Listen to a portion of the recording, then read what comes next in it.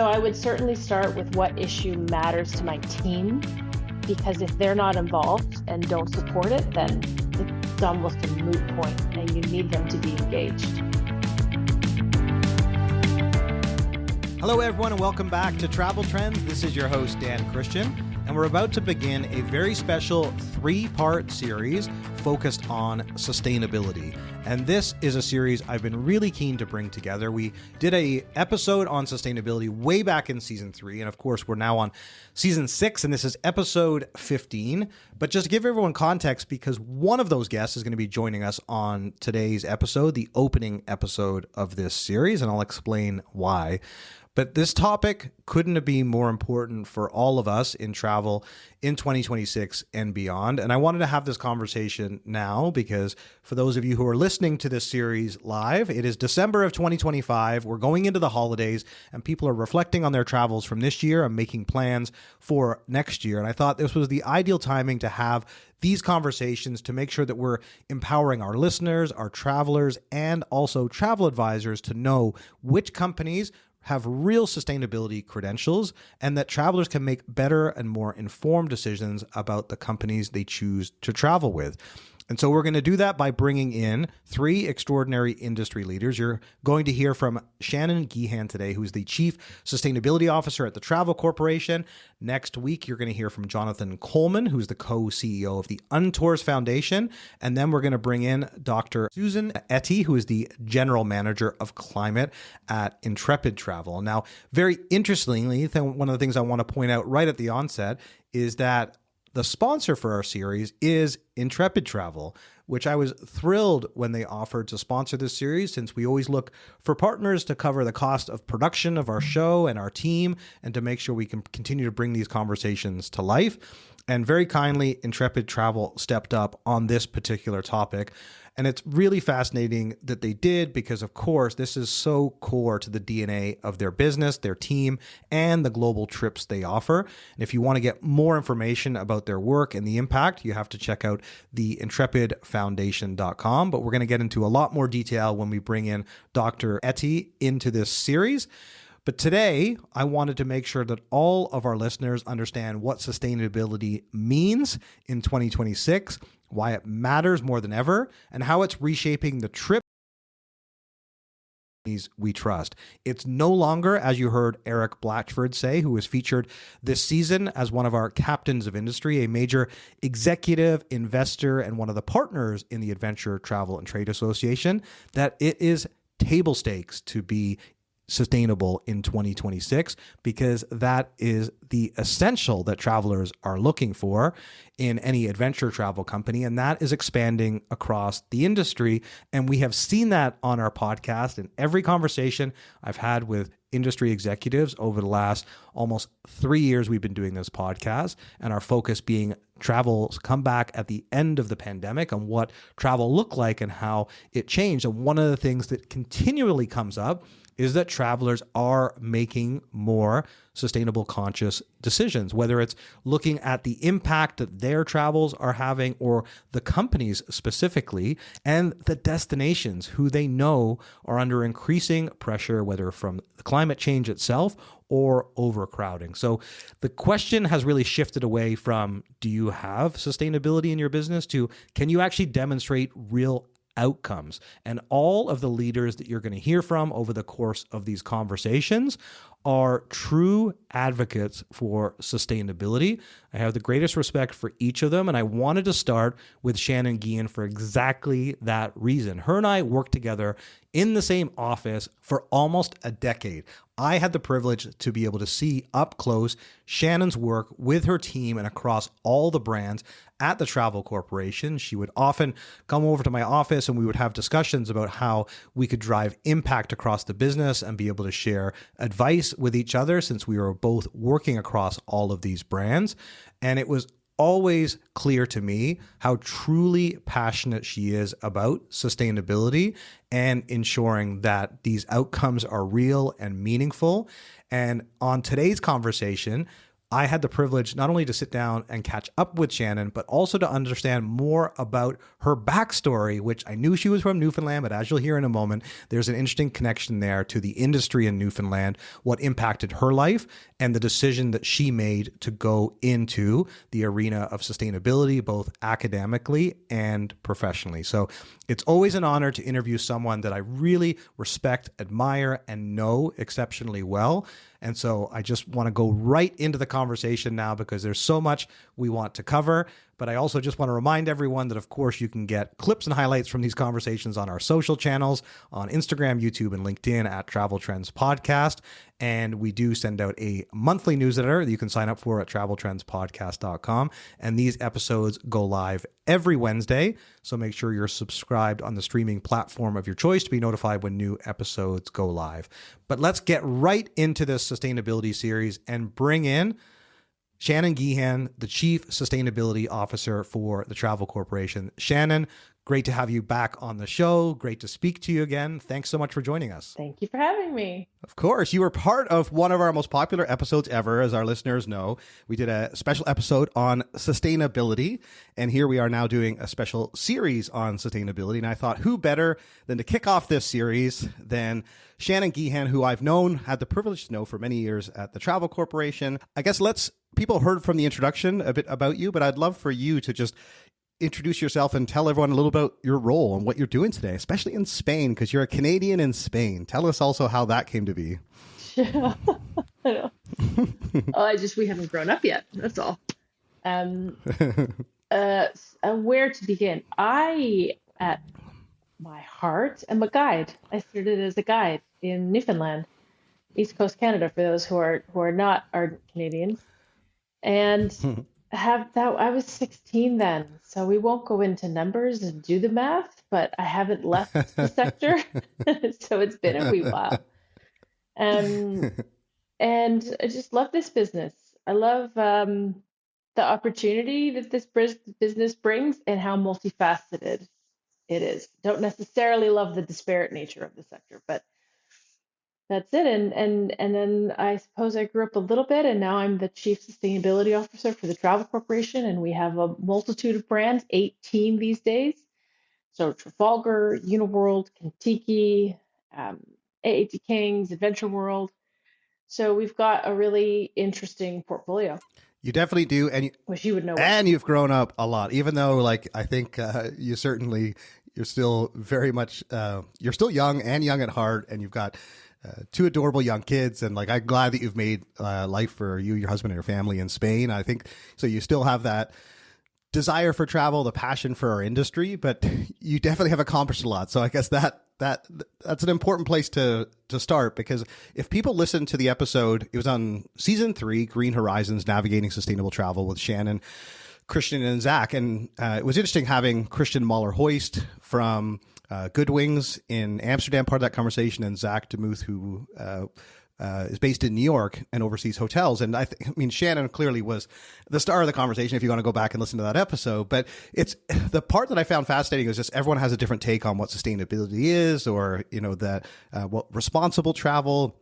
And so you have always had a passion for this. As you said, you started as a guide, and you actually used to do cycling, which I just recently experienced for the first time when I was in Patagonia. I did a cycling trip. I actually thought of you because I was like, man, I get it now. This is one of the best ways to travel. This is a total natural high you have at the end of every day.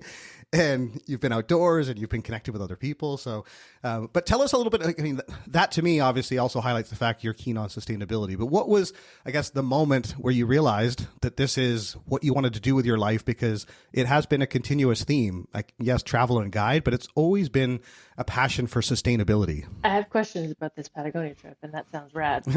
Certainly. So, I started guiding in Newfoundland not long after the cod moratorium. A little bit after. And so for anyone who's not familiar with that, there was a stop, just a complete stoppage of the primary industry in Newfoundland, which traditionally for many, many, many, many hundreds of years was the cod fisheries. Now, through overfishing and a collapse of the cod stocks, the fisheries ended. And so what does a place do that's rich in culture, really vibrant, gregarious people. What does a place do when its primary resource generator or income generator stops?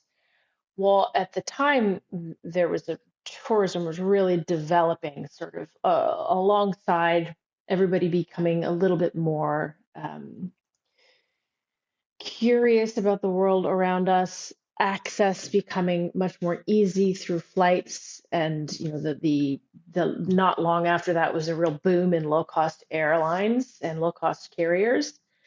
It was a very obvious solution to look at ostensibly a soft sector, travel and tourism. You're not extracting any resources. You don't require a great deal of infrastructure, but you need personality, you need culture, you need stories.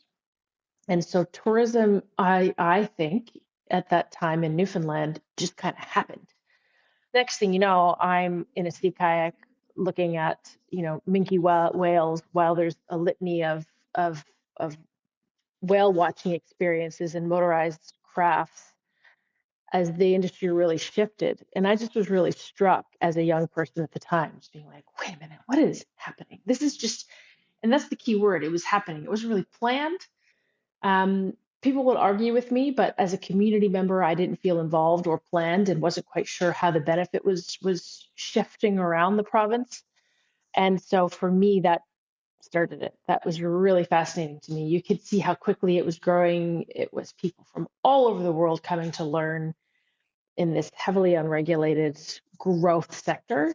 The rest is history. That's fascinating to make that connection, actually. So I say this is interesting because I knew you're from Newfoundland. I knew you were into guiding and cycling specifically, but I didn't actually make the connection, which is so obvious now, and especially as you say it, for a province that, for the large part of its history, 400 years, relied on its cod fisheries. And I think for those people who are interested in a bit of English Canadian history, I think there was a quote that way back in the 1500s about you could walk on water in Newfoundland because there was just so much cod, and there was for 400 years until it was completely depleted, and all of a sudden people couldn't fish anymore, which is strongly connected to this idea of sustainability and regeneration, because obviously everyone needed to find, and many Newfoundlanders have moved across Canada. They moved to the oil fields, interestingly enough. You obviously saw this change. You experienced it firsthand, and you took to the travel industry, but you specifically took to the sustainability side of travel. And that's one of the things I always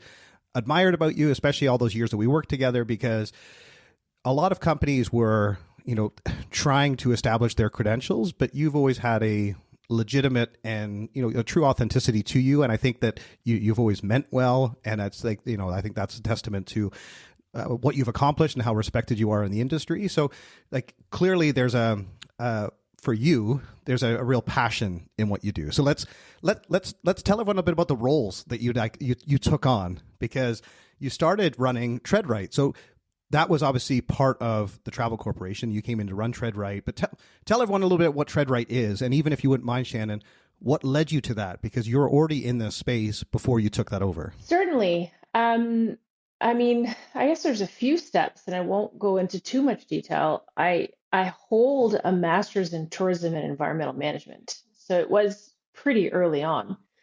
I have a riveting thesis on the efficacy of voluntary codes of conduct for marine-based ecotourism that nobody will ever read. And okay, we're going to put that in the show notes for afterwards. Do it. We'll host a follow-up Q&A. And that, from there I moved into consulting. I worked for, at the time, it was Panel Kerr Forster, PKF, and did developments on or research for my now best friend, Rebecca Pickford. Hi, Bex. I worked for her on analyzing destination development, attractions development, the implementation of wind farms on Wolf Island.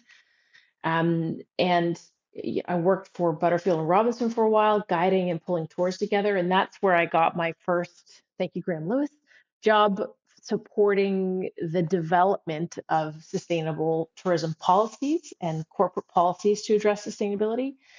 I owned 50% of a consulting company that was really dedicated to destination development. And for me, I never really saw the difference between sustainable tourism and tourism. And it was always a bit of an annoyance. When I was at Banneken, I tried really hard not to call myself a sustainable tourism development because I don't get that. That differentiator to me is short-sighted. And the reality is, if you don't take a look at, sustainability in travel and tourism is effectively, in its crudest term, it's quality control.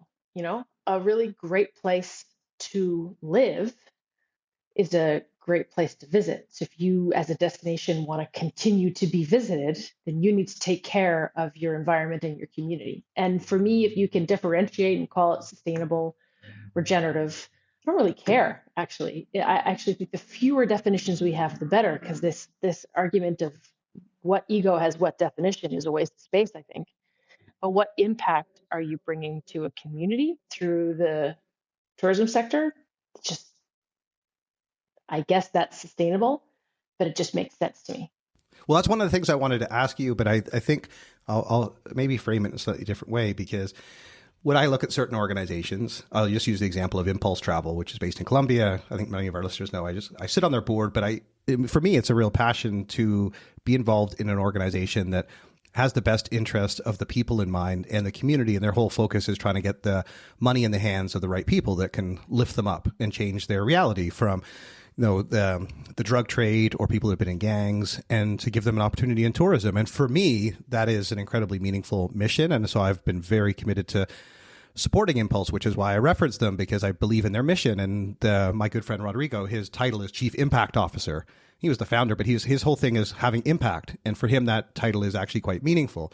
But you hear people with various titles, and you also hear people that they're focusing on regenerative, or so I like what you just said there, which is whatever you want to call it. But just so we understand the wave, I guess, of terminology, when we had sustainability and we had responsible travel and we have this concept of regenerative travel, what was the sequence of those, and where are we at the moment? Is sustainability still at its essence what we're trying to achieve? Is that the right terminology? But I'd just love for you to break it down for us. I flip-flop. I don't believe there is a right or wrong terminology. And I think that when there are sort of groups out there that are really caught up on the terminology, sustainable isn't as powerful as regenerative, because regenerative is giving back. Well, it's all an evolution. You're either taking or giving at some stage of a company's development or a destination's development. And so I frankly think you can call it whatever you want. At the minute, I would say we're somewhere between regenerative and sustainable, but also environmental social governance. And there's just a great deal of frameworks for listed businesses or large businesses. And look, everything that I'm telling you now is different for a Canadian than it is for an American, than it is for a Brit, than it is for an Australian, right? Because our structures are different and our understanding is different. But what matters, and this is where I think I'll go back to your point, is that proven, measurable impact at the end of the day. So what are you doing? How can you be certain it's positive for your community? And how can a consumer stress test those claims? We'll be right back. PayCompass is the leading merchant processor built specifically for the travel industry. PayCompass makes it easy for travel businesses to get approved with high processing limits, so operators and agencies can scale without barriers. They deliver some of the highest authorization rates in the industry, backed by powerful chargeback mitigation services that protect revenue and reputation. Plus, with tools like virtual cards, PayCompass helps travel brands manage payments smarter and more efficiently. Simply put, PayCompass isn't just a processor. They're helping travel businesses grow stronger and faster.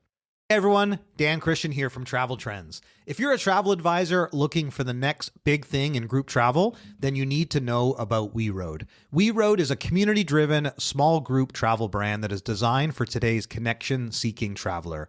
Their secret? About 90% of WeRoaders start solo and end up with a whole new crew of friends. These trips run in tight-knit groups and are led by one of over 4,000 trained travel coordinators, whose entire mission it is to spark connection from day one.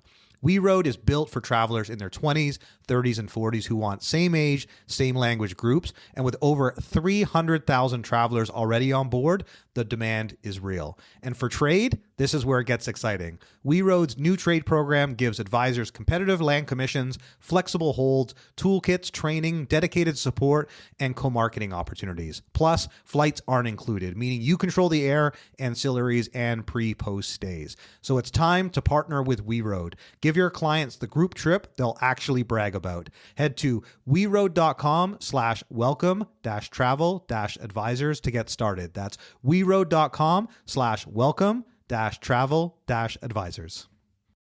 Planning your next trip abroad? Stay connected the smart way with Olafly, the global leader in eSIMs for travelers. With coverage in over 200 destinations and a 4.6 out of 5 Trustpilot rating, Olafly is the go-to for international travel. Forget fumbling with SIM cards. Olafly's eSIM activates instantly with a QR code. You'll be online in just 2 minutes with unlimited data and no surprise roaming charges. Whether it's a short getaway, frequent business travel, or life as a digital nomad, Olafly has a plan for you.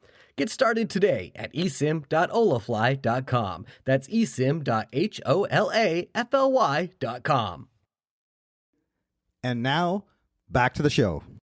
The conversation I'm very keen to have with you today is where we find ourselves in 2026 with sustainability, the movement, and also, most importantly, the impact it's having on consumers and the decisions they're making. One of the things that Zach mentioned in our conversation is that the hotels that achieve their LEED status or their sustainability rating, that they actually sell for higher multiples. And so there's actually a business commercial benefit to being a sustainable business. And I think this is where, you mentioned the connection between ESG and capital, and that the fact is that there is much more of an interest from both consumers and investors for companies that are focusing on how they can limit the impact on the planet and have a greater benefit to reduce costs or attract customers. I think those are obviously two of the ways that it can really work for us. So where do you stand on what does sustainability look like in 2026? Okay. I think that there's a lot of swing between business models. So hoteliers, for an example, fixed asset. 100% their multiplier increases because their costs will go down when they invest in things that they're pretty easy to understand. Energy efficiency, sort of future-proofing your structure, and then reducing your costs through aforementioned tasks. So fixed assets, way above and beyond in terms of progress. The service-based economy, it's a little more nebulous, the relationship between developing value within a business in a service-based economy than it is for fixed assets such as hotels. And then when you break down that service-based economy, are you looking at, or even if you include consumer goods versus service-based? So the business model, the sector, all of these things matter, but 100%, there's lots of, look, McKinsey and KPMG all say it, so they must be true, right? That the value is increased when you incorporate good governance, environmental credentials, and you're looking at your stakeholders, not just your shareholders, which is your entire community. There's no question.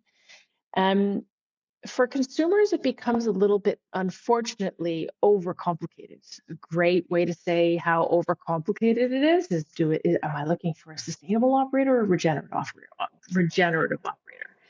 Well, you shouldn't care as a consumer. And that conversation shouldn't even enter your mind, frankly. Do they produce impact reports? And are you able to transparently determine how much money is being invested, what the reduction in carbon is, what the investment is in local communities? If you're looking at a company the size of the Travel Corporation and they aren't reporting at that level, then I would be quite concerned. For smaller inbound operators, so if you're looking at somebody in Colombia and they're an inbound destination, they don't necessarily have to be at that level of sophistication at an impact report, but they have to have something that proves that they are generating impact. But again, a business such as the Travel Corporation with 18 brands should probably have more stricter requirements, and that's just the nature of business and scale. But at the end of the day, the consumer should be able to read what, how, and how successful positive impact tactics, strategies are for a tour operator or a hotel. Well, let's break the. I guess the one thing we probably should do, and I was remiss in not doing this before, but actually, for those people who are not familiar with the Travel Corporation and your role beyond the introduction, and some of our listeners to our podcast that may have an understanding given my background, so tell everyone about the Travel Corporation Group of Brands, your role, and the TreadRight organization. But I know it's more than that because obviously it's corporate responsibility as well. So the Travel Corporation is a group of brands currently held by private equity, so private owners. And we are tour operators and river cruise operators. So what that means is we sell boutique luxury river cruises through Uniworld, and we sell ground tours, guided packages, often utilizing coach in addition to small group and river through Trafalgar. And we do the sort of 18 to 35-year-old market, very, very group-oriented social travel again through Kentucky. And then in addition, we have some custom and fully independent travel brands through Adventure World or AAT Kings, which specializes in Australia. So we run the gamut of business types, and we previously held hotels, so I have experience in sustainability in hotels as well. My role is Chief Sustainability Officer, so I oversee the development and implementation of our sustainability strategy, which includes measurable sustainability goals, whether they are the reduction of carbon or the increase of community benefit. And then I have a team. I'm no longer the head of TreadRight. That is, we have pushed Parissa Param into that role, and I'm delighted for that. Oh yeah, she's fantastic. Yeah. She's great. Yeah, my whole team has been elevated to take up sort of new priorities as we shift from privately held to private equity held. As you pointed out, now being owned by private equity, I'm thrilled that the team and the investors are continuing to recognize the importance of sustainability, because we both knew it was a big passion for Brett Tolman, who we both worked for many years. Like, he had the vision to bring TreadRight to life and to bring you into the business. And obviously that's when we had the great pleasure to be able to work together and be in the same actually office space, which was a really special time from my, and I know it is for many colleagues when I speak to them. They're like, I loved that era when we had that great office space and we all came together as a team. Right. And it really was a special time. And that's where, I got to see you firsthand, and this is like going back like 10 years. So I was like, having seen you, and this is why, like, to our listeners, like, obviously I think the world of Shannon, and I'm glad we're still friends and still stay in touch, but it just shows, to me anyway, good people know good people in the travel industry, and you stay connected to good people and you continue to admire their work. And so this is why it's such a delight for me to have Shannon on the podcast back again and then leading off this series. So I think that gives everyone a pretty good overview of the Travel Corporation, your role, and how important, I guess, this is. The one thing I wanted to connect it to was the UNWTO. And because it's one of the areas of the sustainability goals and sustainable development that I know Brett was particularly passionate about. So when we knew the direction that UN, the United Nations Tourism Organization, was focusing on, we would take those sustainable development goals and apply them. And this is the world that I'm much less familiar with, but it's a great deal of expertise on with what you've put together, like a 20-year plan. So when you are approaching an organization like the Travel Corporation with 18 brands and trying to figure out where you can make an impact, because the thing that you've done very successfully is you've kind of gone from having a brand in Australia that supports turtles, which for me was like okay, that's great. That, like, they contribute to a local initiative and they, and go and pick up garbage and do these things. I'm just like, yes, that's all nice, but it's like, but how are you making a real long-term impact?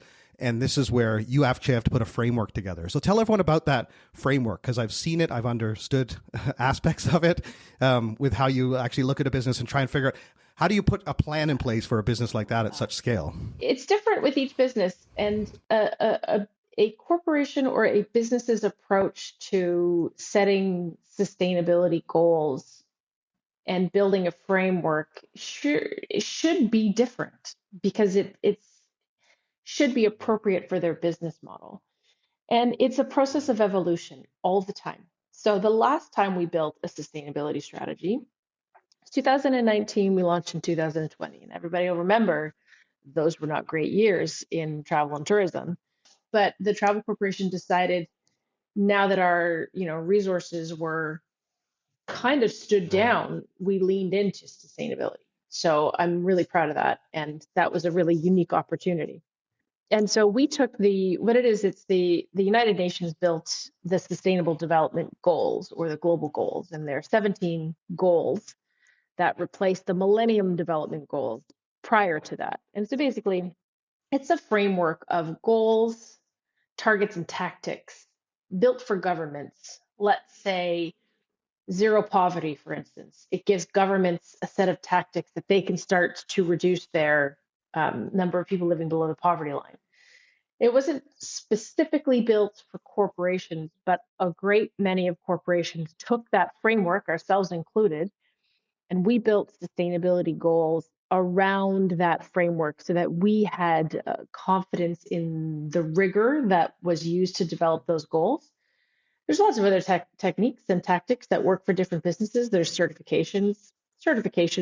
At the time, we had 40 travel brands, lots of owned assets than not owned assets. Certification was never going to work for us. And we looked at a great number of them. We were just too complex. And any certification that a complex business used usually just means you're leaving room for opportunity or room for impact on the table, right? Because it's just not built for a company like you. And so we developed 11 sustainability goals that are measurable, so time bound, with clear measures up into 2025. And we were very successful in that strategy. And that include targets such as reduction of food waste, reduction of energy. We were pretty asset heavy business up until the sale. And we are in the process of updating those targets. And for the first half of next year, we'll launch new sustainability targets out into the marketplace that are probably more divisionally focused, because we're evolving in our opportunity to be more specific to the brands, a little more sophisticated, which should be true of any approach to sustainability. You should be able to get more laser focused and complex with time. Yeah. Well, the one thing that's interesting just on this topic is that, of the Travel Corporation, which is always very focused on profit, and obviously I'm sure the new owners are as well. And this is the interesting thing, that as sustainability became more important, there was still a question of, it's a cost center, like you have to do just enough to try and maintain the credentials with the public. And we certainly still see that with certain travel companies, but I know it was, not only a passion for Brett. So that's why I'm keen to see how, with new ownership, just how important this is. And one of the questions I was keen to ask you as it relates to that is sustainability becoming part of like the P&L of the business, and, a key part of decision making to prioritize sustainability for the long-term strategy of the business. But I'm just keen to know how, I guess, some of these projects get funded or prioritized based on the impact they'll have and the benefit they'll have to the bottom line. Love that question, and really appreciate you asking, because sustainability is not altruism, and often questions can sort of veer on altruism, and this is just smart business going forward. And I think it's really important for the listeners to realize that I'm Canadian, I live in Spain, and our headquarters and sort of the heartbeat of the organization is in London. This is just important given the current sort of political landscape, if you will. And so that point you mentioned earlier, Dan, about increasing, or the value of a business being increased through strong sustainability and or ESG performance, is not lost on Apollo, who's our Apollo private equity, who has purchased us. They have in-house, I want to say there's somewhere between 18 to 25 of their own sustainability experts that are focused on areas such as value chain and carbon reduction and energy transition. And the reason this is true is because despite what's happening in the political landscape, it's just better business. The numbers are there. There's just some differing of opinions, shall we say, and perhaps they're ill-informed opinions. And sustainability in some circles has become political. It's just good business. So it's a bit of a tangent there. But moving forward, in 2022, we launched a carbon fund. Now that's effectively an internal financial mechanism that enabled us to ring fence money that would go straight into decarbonization initiatives. It was really successful for the asset heavy model that we were at the time. And a lot of money went into coaches that we own to shift to biofuel and hotels for energy efficiency techniques or investments. Going forward, we're changing that model slightly, and I have to be a little bit careful because we're just in our budgeting process and we haven't really made this announcement, but we're weaving it into the P&L more deeply in a more meaningful capacity. I'm really excited about it, and it's exactly that. It's what are the sort of ways that our potential investments going to be measured that reflect CapEx or OpEx investments from an efficiency perspective, or even the intangible side, a community good, because there is a great deal of recognition that in order to maintain sort of license to operate, be it social or regulatory, you need to do good for the communities that you're operating in. And so, I'm really happy to say that leadership takes this on board very seriously.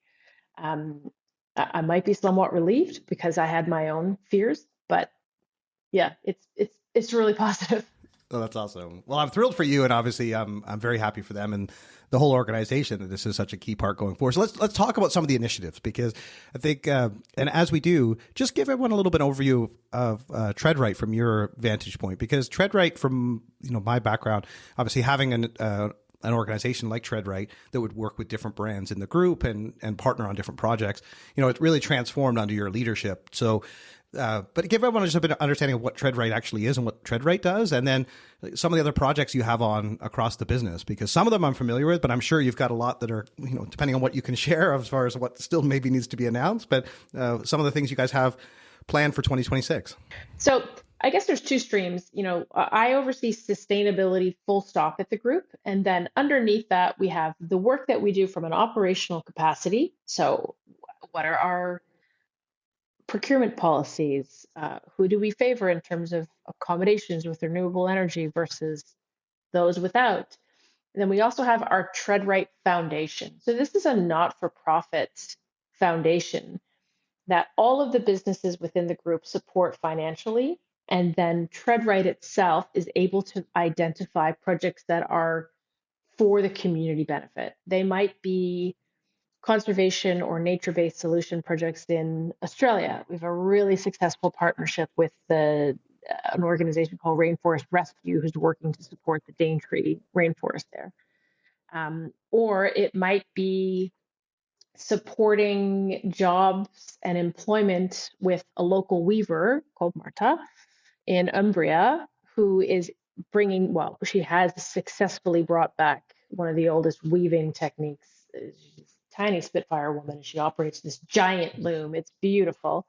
And she has a couple of young women who are learning how to do this as well. So they really do span.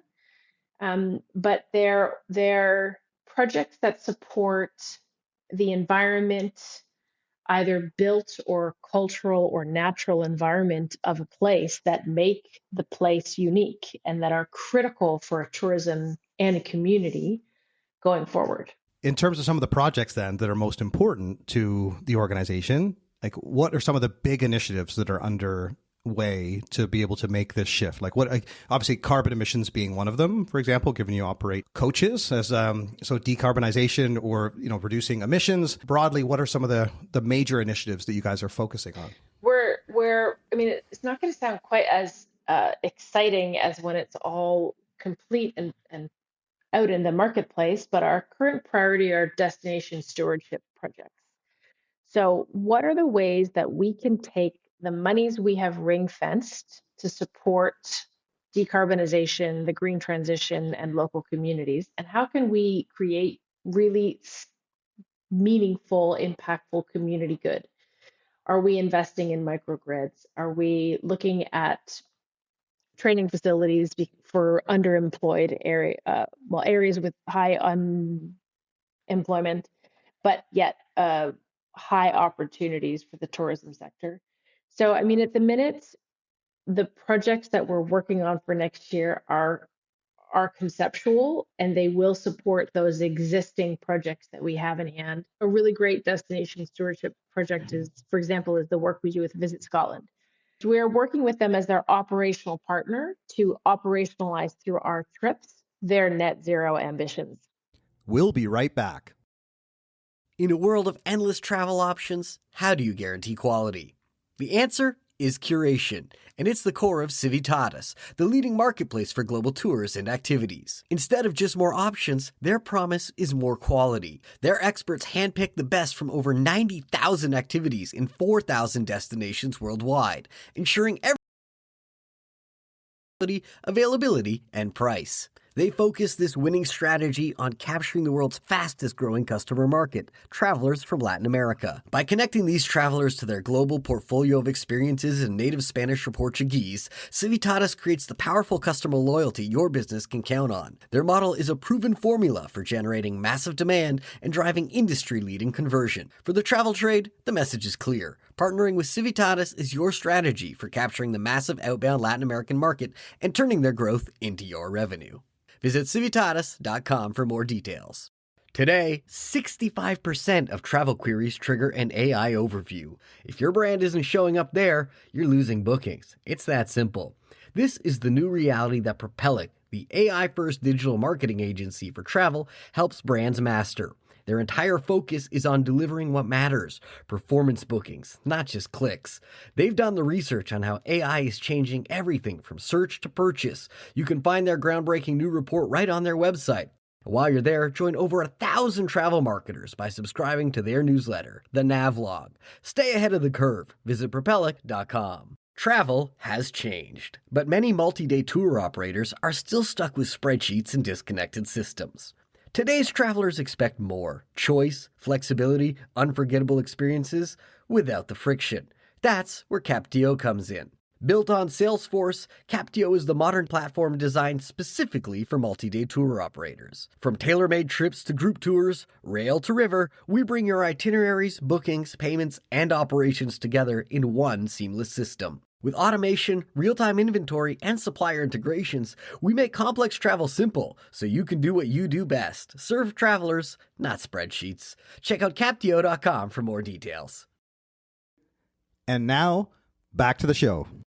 Shannon, I appreciate sharing some of those examples of where you guys are headed in 2026. And obviously, the one thing that always comes back to for me is consumer decision making, because one of the things that, and it's JLG that Zach, who was on our last podcast, he was talking about the importance for business and investors, and we talked about that. But then we had a conversation with Christian as well from Good Wings, and he was very adamant that consumers are never going to change. They're not going to make the right decisions. You've got to put the whole focus on business. And it was a spirited discussion, and all perspectives are valid. But the one thing I'm always, I guess, very mindful of is when consumers actually do start making decisions based on truly what they think is sustainable. And at the Adventure Travel and Trade Association, I asked Eric Blatchford this, and his view was it's table stakes. Like if your business is not a sustainable business, people are not even going to, you're not even going to enter the consideration set for most people who are in the adventure travel category. So it's just, that was his view. And then you see companies like Booking.com that have like the green rating of different hotels. And so I'm genuinely curious to know what you're seeing from consumer behavior. So like you working with all these travel brands across the group, and certain initiatives like the Make Travel Matter, which I think is a fantastic campaign with the idea of, and more than a campaign, like a brand ethos that most of the brands, I know it happened with Kentucky, that the more opportunities to make travel matter, people love it. They love that experience. You want to build that across, like every trip wants to have a Make Travel Matter kind of experience or moment. So we're starting to see this with consumer behavior. And I'm just, here we are in 2026.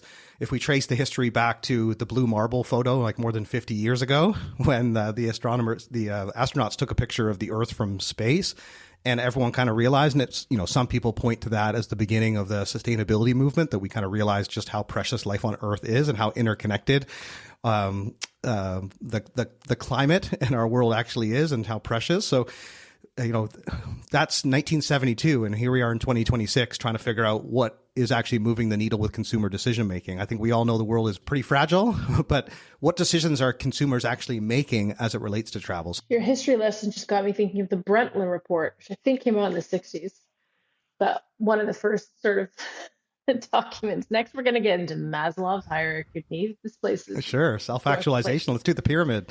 Yeah. Right. I actually worked for Eric for a hot minute. I believe he was on the board or running Butterfield and Robinson while I was there. And I'll go to his point. Yeah. So I'll go to his point because I do and I don't disagree. So table stakes, yeah, agreed. But for various reasons based on various subsets. So table stakes in the adventure space versus table stakes where I'm effectively in the let's say larger mass market are different for different reasons, but agreed. I think that in the mass market, I believe there's an expectation for being good corporate citizens in its very base definition, and sustainability. But I do not believe people won't travel with you if you don't. And I just think that this depends on who is buying you, what their demographic is, and the large disparity between demographics. Some customers just simply believe this is something we should be doing. And so I'm not sure that customer is ever going to change their buying decisions. I think that, I always look at everything, and my team will laugh. Everything is a funnel. At the top, you've got somebody that just wants to tick a box. They do it. Great. Done. Then you've got that individual who wants to really get under the hood and appreciate what your methodology is. What do you do? Give me an impact report. Maybe I'll scan it. Great. Then there's the person that really wants to get into it. And then, at the bottom, I guess it's an upside down pyramid. I should be doing this. At the bottom is the individual. If they don't see proof of sustainability and genuine sustainability, they're going to shred you from their basement very loudly on the internet. So I think that everybody has a say, and there's a lot of opinions over what's right and what's wrong and what's a good approach to sustainability, which I find really fascinating because it's going to be different for all business models. I think we have a lot of traveler sentiment surveys, such as the booking.com. Yes, I will pay more for XYZ. The cynic could say that's virtue signaling because we don't have a lot of traveler behavior surveys. All of this to say is that there's a great deal of people who will only travel with you if you have these credentials. Even more so, there's a great deal of the media that will only speak about you if you have these decisions. And then I think there's a real mushy middle of individuals who are just expecting it. Those are different motivators, but it all leads us to the same point of aforementioned table stakes. All indications appear to be the case that consumers generally are more conscious about sustainability, but it depends how it plays out. But you mentioned an interesting point too there. Well, you mentioned many, but one of the things you just mentioned on that topic was when people don't necessarily have the means to travel, and so it's very difficult to justify spending more to choose a sustainable option. And this has part of been the challenge of trying to quantify the benefit is that how many people are willing to pay more? I think most people, if it was the same price and they knew that one was doing better for the environment, they'll choose that option. But if the cost is higher, then all of a sudden it becomes a serious consideration. People are not paying for carbon offsets, as an example. You could justify that cost, but unless it's either built in or the airline's doing it, consumers are not. It's clear that consumers are not choosing to do that over and above. We've been doing this for 20 plus years, and it's very clear that consumers are not. Some organizations are, but people just don't choose to pay extra to. But I'm very curious to know if you see a difference with luxury. I guess that's what came to mind as you said that, especially when you deal with like Uniworld, high-end river cruises. Do you see any difference upmarket in terms of people's desire for sustainability, or do you think it's pretty much consistent from the mid-range to luxury with whether or not people actually will embrace more sustainable travel options? I mean, I think there's 2 points that you make there that are worth taking a look at. So the first is the assertion that perhaps sustainable tourism is more expensive than options that wouldn't be. It's not always true. So if you take sort of the competitive set for Trafalgar and you do a comparison of resources put in place in sustainability and cost, you're not going to find in all cases that Trafalgar's more expensive, but you are going to find that Trafalgar's put a great deal of resources into resiliency. And it's this disconnect between risk mitigation and resiliency and sustainability being a nice to have rather than BAU and a have to have. So I think that's really important to talk about. I think that if you had asked me what year are we in? Let's just say pre-inauguration, this question, I would have had a different answer, unfortunately, because the rapid polarization of issues surrounding sustainability mean that it's less about luxury versus non-luxury, and it's shifting towards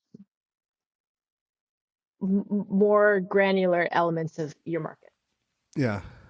Well, I've heard people refer to like that diversity is the new luxury, and that certain, you look at brands, just talk about competitive set brands like G Adventures, with Nat Geo, which has been an incredibly successful partnership for them. So there definitely seems to be an interest as well in the luxury category. Obviously, we don't know if it's greater or not but the reality is 2026 and beyond, this is a very important topic, which is why we're having the conversation. And one of the things I wanted to make sure we covered today, Shannon, on this important topic, given that we've got many listeners around the world who run tour operators or even travel agencies for that matter. So I've kind of got two other really important questions that I wanted to ask you, but one as it relates to all these tour operators that don't have access to having someone like yourself in a capacity in their organization, but can learn so much from you. If they're looking at their business today, trying to figure out how they do the right thing and become more sustainable, and like,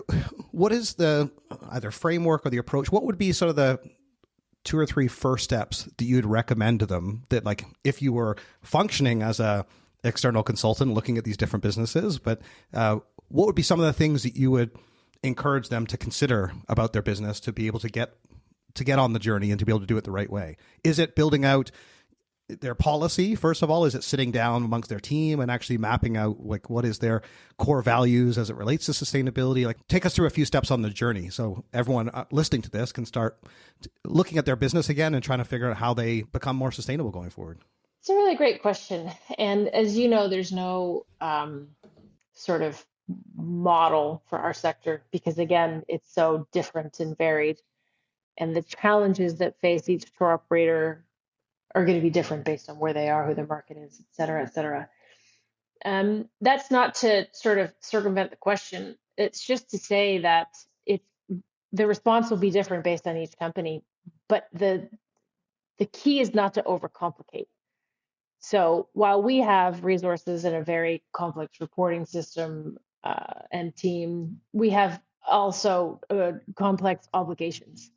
So if I was talking to a small scale inbound operator almost anywhere in the world, I would say, what is the issue that plagues your destination and community?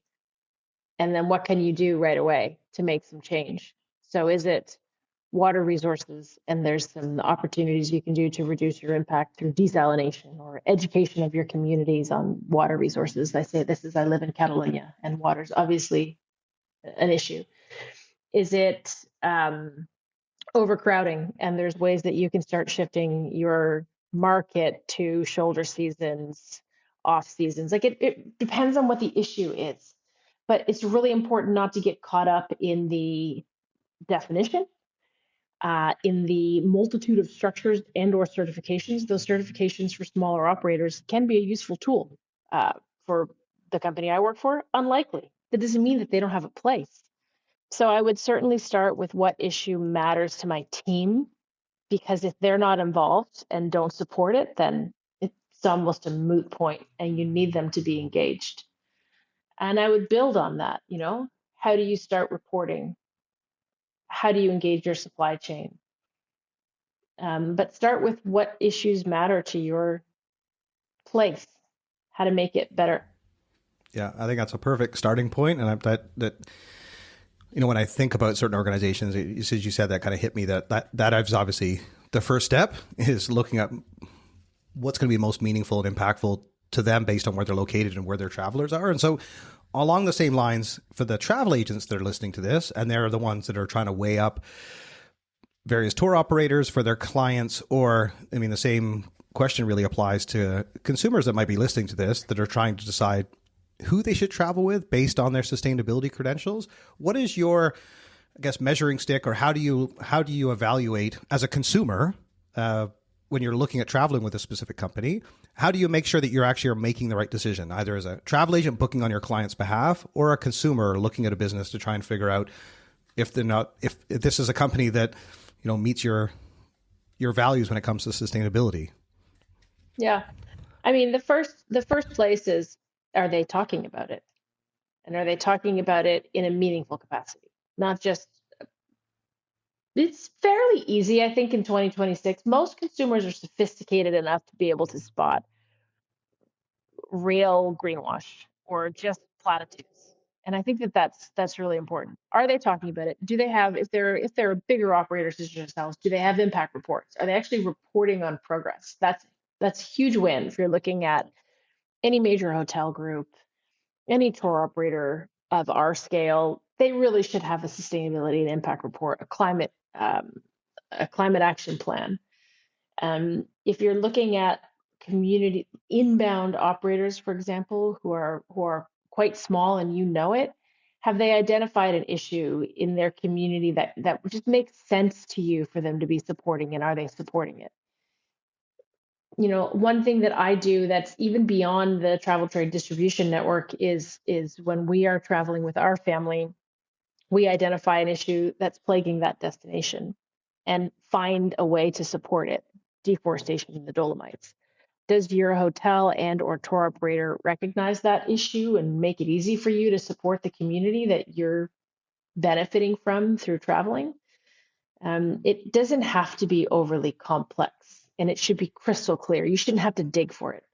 So what's really interesting there, Shannon, that you highlight is the fact that, are they talking about it? And I think that's where it can be difficult to customers, because you and your colleagues can smell bullshit right away. That, and I do hear people in the industry saying, oh yeah, that's like, it's very superfluous, and that's what gets very difficult for a customer to understand. But I think the fact that if both businesses and consumers are trying to move in the right direction, and consumers are becoming more savvy, and clearly they are, the part that I'd like to know from your perspective as we look forward to the next 3 to 5 years, what keeps you optimistic about this space? Because, having read the Weather Makers more than 25 years ago, or even An Inconvenient Truth when that came out, and you mentioned about the geopolitical changes, not that we have to get into politics, but it is important because it's kind of a shift in voter sentiment about sustainability. And to bring it right up to exactly where we stand, you've got people like Elon Musk talking about the fact that this is not a crisis in the next 5 years, it's maybe a crisis in the next 50 years, and the timeline is more 500 years. So it's very difficult for consumers to figure out, should they be driving should they be driving an electric car, with mandates for those, and all of a sudden it seems like there's constantly shifting goalposts. And so I think it can be difficult not to get disillusioned. So I'm, credit to you for continuing to fight the good fight and seeing how far it's come. What keeps you hopeful and optimistic, I guess, is really what I'd also like to understand. And what should people take away from that to think about their travel behavior, their businesses, to, despite everything else they're seeing in the media, remain optimistic about travel and sustainability? Yeah. Look, I think that sustainability has become a political pawn.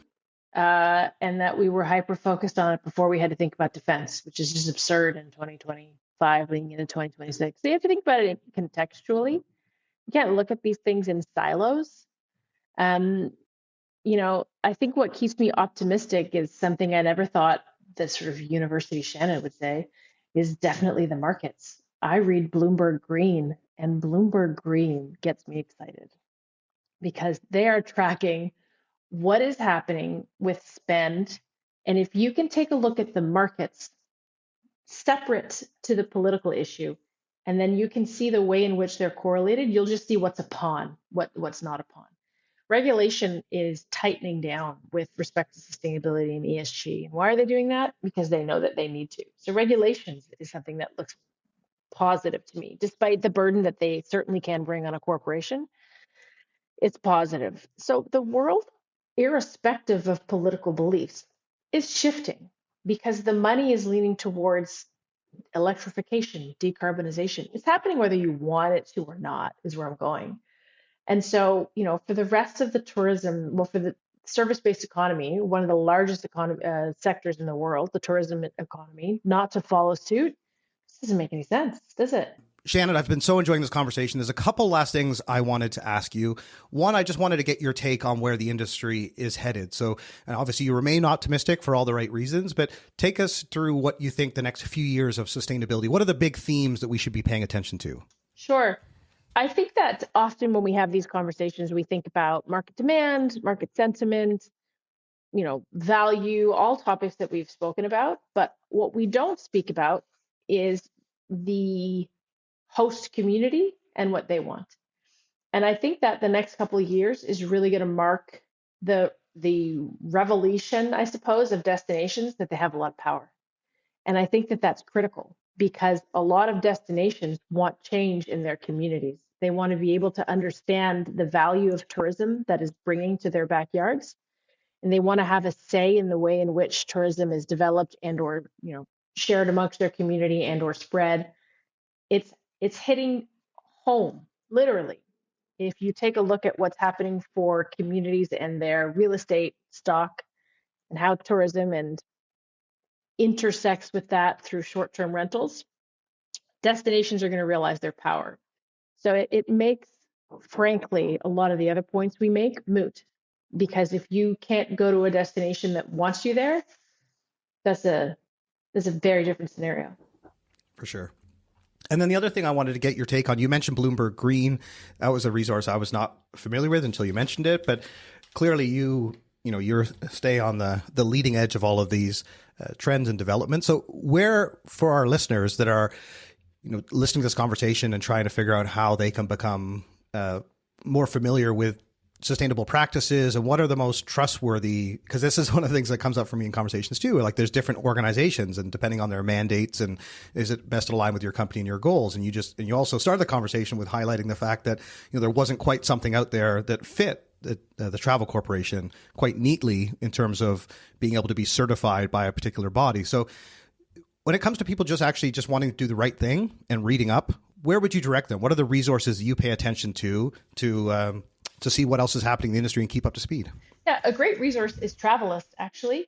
Travelist is based out of the UK, and it's run it's run by a really clever group of individuals, and they work alongside governments and regulators to identify what's happening in the regulatory space. But they also have a really savvy list that's going to be updated next year, Q1 2026, of what certifications meet rigorous criteria and are aligned with the great deal of regulations out there in the space. So Travelist also enables all of the online tour operators, online travel associations, of course, to have a shared metric of reporting carbon as it relates to flights sold. So they're a great voice, perhaps the only voice in the sector that brings together the travel trade distribution network, whether you're an OTA or a short-term rental organization or a tour operator. And so they have a lot of powerful resources for somebody who wants to know a little bit more. A lot of the other organizations tend to be internally focused, I would say, for the travel sector. So Travelist, keep an eye out on what it is they're doing. And yeah, Bloomberg Green is just, you know, is just a nice tool for me to look outside of our space, frankly, because when I'm looking for inspiration, it's rarely within our sector, unfortunately. Yeah, no, that's a really good point. And I know one of our listeners that have just met you will be keen to continue to follow your journey. I know you're on LinkedIn, and obviously you've got your, important high profile corporate role. So you're at a lot of conferences, which I'm always thrilled when I see you speaking at a conference. You've also won some awards that I mentioned in the introduction. So if people want to follow your journey, Shannon, they've been inspired for our conversation, what would be the best way for people to connect with you or to reach out if they're keen to collaborate in some capacity? I'm going to come back here again so you can just pump my tires. This is great. All true. I think LinkedIn is the best place. I don't use social media. But yeah, certainly LinkedIn. I'd be happy to chat with anybody or direct individual tour operators to resources that they have or try and answer any questions that I can. I just joined a board that I'm really excited about called Untours, the Untours Foundation and the Reset Tourism Fund. That is somebody you should have Jonathan on your podcast. Yeah, Jonathan was on, he wasn't on a standalone episode, but he was part of our ATTA event spotlight from Panama last year, and he was fantastic. And to your point, I had a friend, Richard Edwards, that worked at Untours, but I still didn't fully appreciate they were the first B Corp. And they also, just having, the owner had no interest in profit and gave money back to all the travelers that travel with them the first year. And like it is a pure mission for Untours. So it's great you're on their board. That makes total sense. So I did see that. So congratulations. I'm thrilled for you. But it's their foundation, because their business story is really interesting, but their foundation, the Untours Foundation, and the way in which they're catalyzing climate adaptation and mitigation finance to the supply chain, that's where it's at for me, because somebody's got to pay for this transition. And just as an aside. Well, you have just inspired me and our listeners, because we'll make sure that Jonathan Coleman from Untours is going to be part of this sustainability series. I'm going to do that because you suggested it, and I trust your opinion. So everyone listening to this, you can look forward to hearing from Jonathan and learning more about Untours, all thanks to Shannon. But on that note, Shannon, I just wanted to say thank you so much. I'm incredibly inspired by what you do. I have been for years, and I love the fact that you've been able to continue to lead, innovate, and really put this at the boardroom table and make this an important part of the conversation. So full credit to you. Thanks for everything you do. Thanks for making the time for being a part of this. And please come back to Canada sometime soon. I know you're loving Europe, but we'd love to have you back here because obviously you're a great ambassador. Thank you, Dan. I really appreciate it. It's always a treat. Thanks so much for joining us on our first episode of this sustainability series featuring Shannon Guihan, the Chief Sustainability Officer over at the Travel Corporation. I really enjoyed my catch up with Shannon. And one of the things you just heard that was inspired from this discussion is that we actually chose our next guest based on Shannon's recommendation. Jonathan Coleman is the co-CEO of the Untours Foundation. I had interviewed him on a Adventure Travel and Trade Association podcast from the Adventure Travel World Summit in Panama last year. So I got to have a better understanding of Untours and the foundation. But it was Shannon that reminded me of Jonathan and the importance of Untours and the work that they have done with their foundation that has had such an incredible impact on the industry. And so I recorded with Jonathan right after today's recording that you heard with Shannon. And we're going to bring that to you next Wednesday. So make sure you're subscribed on the streaming platform of your choice to be notified when new episodes go live. And this series was brought to us in partnership with our friends over at Intrepid Travel. And very interestingly, we're also going to speak to Dr. Etty, who is the General Manager of Sustainability at Intrepid, and she'll be part of our third and final episode on this topic. I do encourage you to jump into the discussion, whether it be on our social channels or sending me an email, dan@traveltrendspodcast.com. I'm very keen to get your feedback. I'm also very keen to continue these conversations. I specifically decided to launch this series during season 6 around the holidays, as we all wonderful feeling of giving and being very optimistic about the new year. And I thought, what better way to do that than to have conversations about sustainability and how we want to travel in 2026. So I hope you really enjoy this series. Thanks again for joining us. And until next week, Safe travels.